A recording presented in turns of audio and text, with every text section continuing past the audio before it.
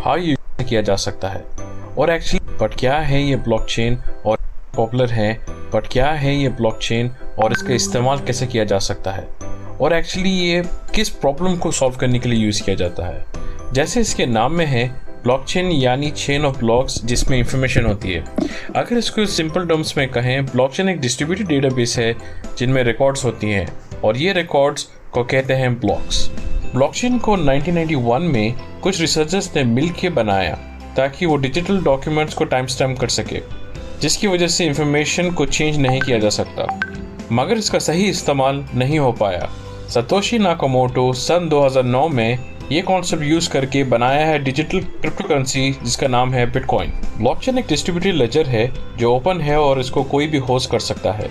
एक बात गौर करने की है कि अगर कोई डेटा ब्लॉकचेन में लिखा जाता है, इसको चेंज करना नामुमकिन है। सो कैसे काम करता है ये, चलिए देखते हैं ब्लॉकचेन में होता क्या है। मान ले ये ब्लॉक है, ईच ब्लॉक में होता है डेटा, फिर होगा उसमें हैश ऑफ द ब्लॉक और hash of the previous block. क्या डेटा ये ब्लॉक में होगा डिपेंड करता है ये कहाँ यूज हो रहा है।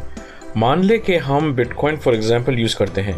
बिटकॉइन ब्लॉकचेन में मान ले ये 3 चीजें होती हैं। डेटा, जैसे कौन किसको कितना अमाउंट भेज रहा है। दूसरी होती है हैश वैल्यू। हैश एक यूनिक आइडेंटिफायर होता है जो एक ब्लॉक को आइडेंटिफाई करता है और साथ में उसमें सारी इंफॉर्मेशन स्टोर करता है, और ये हमेशा यूनिक होता है। जैसे ही एक ब्लॉक बनता है वैसे ही उसकी हैश वैल्यू कैलकुलेट हो जाती है।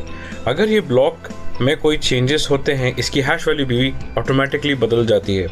तो हम ये कह सकते हैं हैशेस को यूज करके हम ब्लॉक्स में चेंजेस डिटेक्ट कर सकते हैं। तीसरी चीज जो एक ब्लॉक में होती है वो है प्रीवियस ब्लॉक की हैश वैल्यू।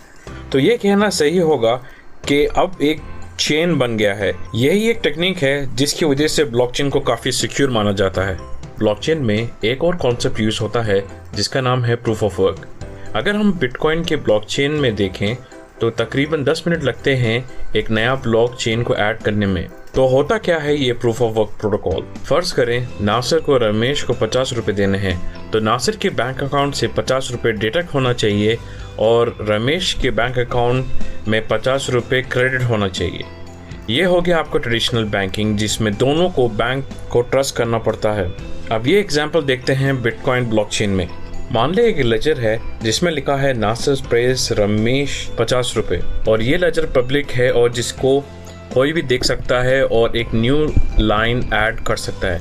मगर ये लाइन ऐड करने के लिए हर एक के पास होती है पब्लिक की और एक प्राइवेट की पेयर, और इन्हीं पब्लिक और प्राइवेट कीज को यूज करके माइनर्स ये एल्गोरिथम को सॉल्व करते हैं। और ये कीज होते हैं स्ट्रिंग ऑफ नंबर्स जो कि 256 बिट्स तक होती हैं। ये सिग्नेचर्स यूज होते हैं वेरिफिकेशन के लिए, तो बैंक की जरूरत नहीं होती क्योंकि प्रूफ ऑफ वर्क पर ब्लॉक ऑलरेडी हो चुका है, जिसकी वजह से इसको डिस्ट्रीब्यूटेड ट्रस्टलेस कॉन्सेंसस कहते हैं। अब अगर किसी को गलत ब्लॉक को वैलिड बनाना होगा तो उनको हर ब्लॉक का प्रूफ ऑफ वर्क फिर से कैलकुलेट करना होगा, जो कि नामुमकिन है। तो सिक्योरिटी ऑफ ब्लॉकचेन आती है हैश और प्रूफ ऑफ वर्क के कॉन्सेप्ट यूज करने से। चलिए हम देखते हैं एक छोटे से नॉर्मल ट्रांजैक्शन को। ब्लॉकचेन एक डिसेंट्रलाइज्ड और डिस्ट्रीब्यूटेड है, मतलब इसको ना कोई कंपनी और ना कोई बैंक और ना कोई आदमी इसको ओन करता है। ब्लॉकचेन यूज करता है पीयर टू पीयर नेटवर्क, मतलब दुनिया में हर किसी के पास हो सकती है ब्लॉकचेन की एक कॉपी। मान ले किसी ने एक नया ब्लॉक बनाया है, तो ये ब्लॉक सारी दुनिया में ब्रॉडकास्ट किया जाता है। फिर ईच नोड